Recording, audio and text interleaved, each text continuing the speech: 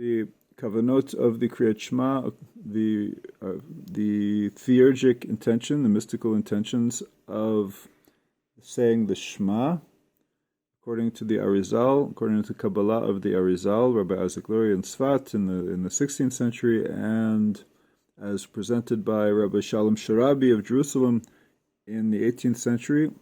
And this is the manuscript that the Rosh Yeshiva of Beit El, Shalom Sharabi was the second Rosh Yeshiva of Beit El, the Kabbalistic Academy of Jerusalem, and the second one was in the beginning of the 19th century. It was named the Yore. That was his nickname, Rabbi Abulafia, the very God-fearing and expert in all aspects of the Torah.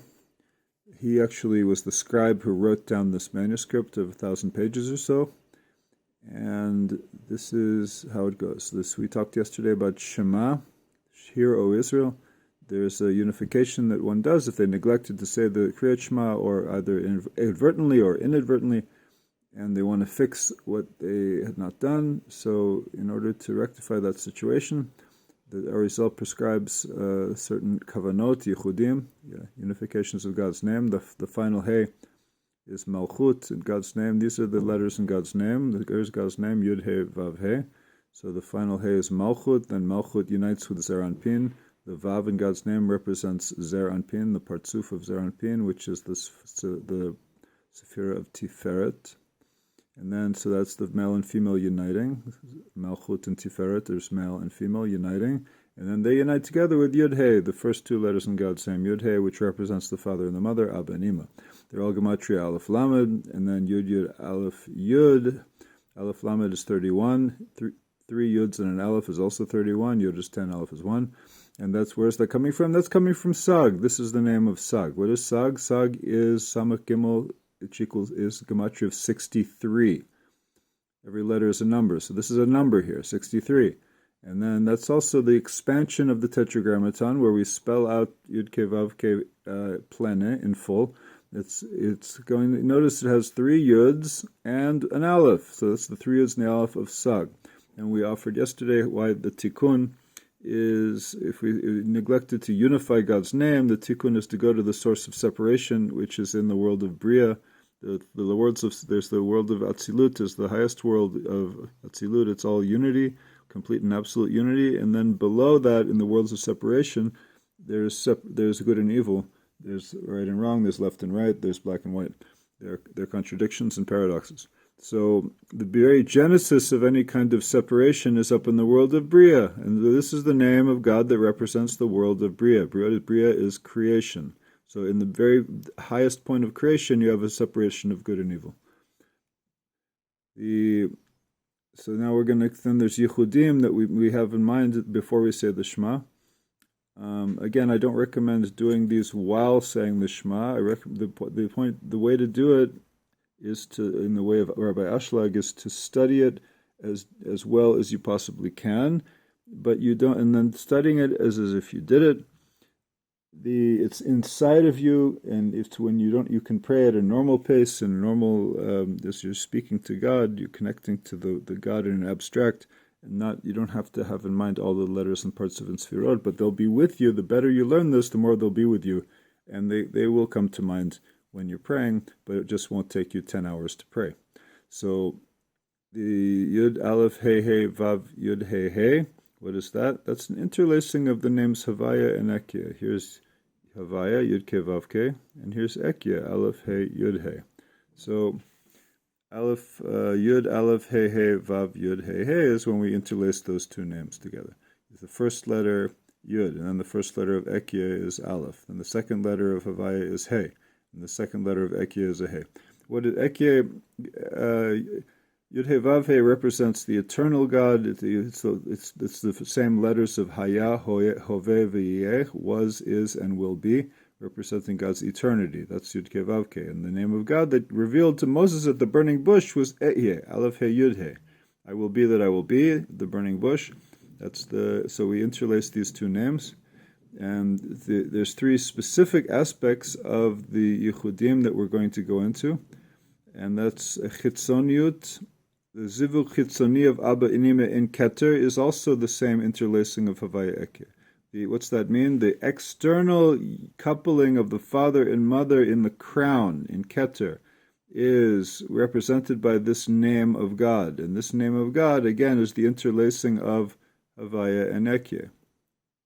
Meditate on this. This is in Keter. And then in Chabad, in the upper three sefirot of Chochmah, Bina, and Dat, we interlace Yud Aleph He Lamed Vav He He Yud Mem. That's interlacing the name Elohim. Aleph Lamed He Yud Mem. The name Elohim, meaning God is the capacity of the judge, the God of judgment. That name is interlaced with Yud He Vav He. So you have Yud Aleph He Lamed Vav He He Yud Mem.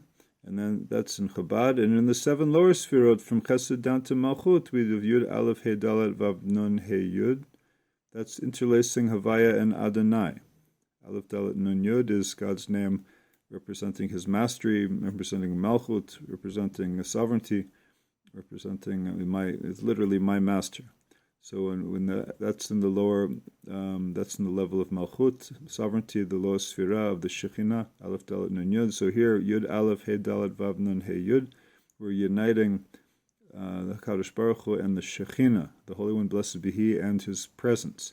The Holy One, blessed be He, represented by Yud He Vav He, and the presence of God, the of Malchut, the Shekhinah, represented by Aleph Dalet Nun Yud.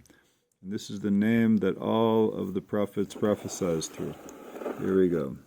Now we're going to practice meditating on these names right now. So now we're going to do a meditation. First thing we're doing is we're neglecting saying the Shema and praying to God that He can fix anything. So we regret that we did not serve Him, and we resolve not to do it again, and we get happy and we move forward. Malchut and Tiferet. Shechina uniting with the Kadosh Baruch Hu, and then uniting with the higher levels of divinity, Abba and Ima, Yud He.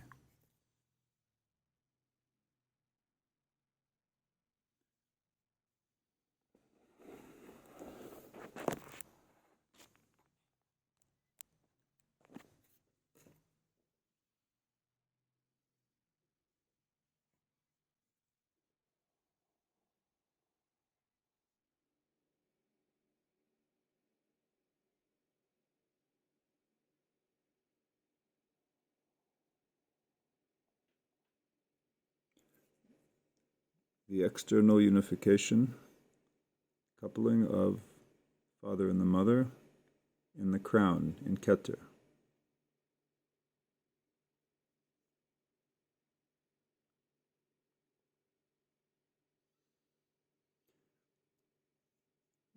Gaze at the letters and burn them into your consciousness, so much so that if you blink your eyes, you will see the letters on your eyelids.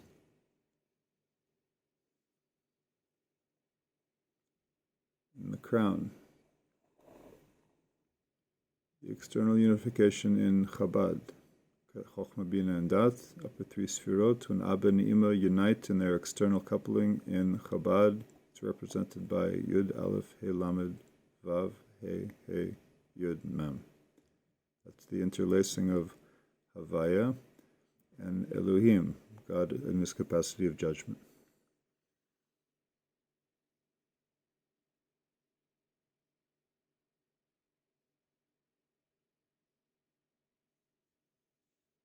Then we unite Abba and Ima in the seven lower sefirot, from Chesed down to Malchut, represented by Shiluv Havaya Adnut, meaning interlacing the Tetragrammaton, Yud He Vav He, with Aleph Dalet Nun Yud, God the Master. Master of all.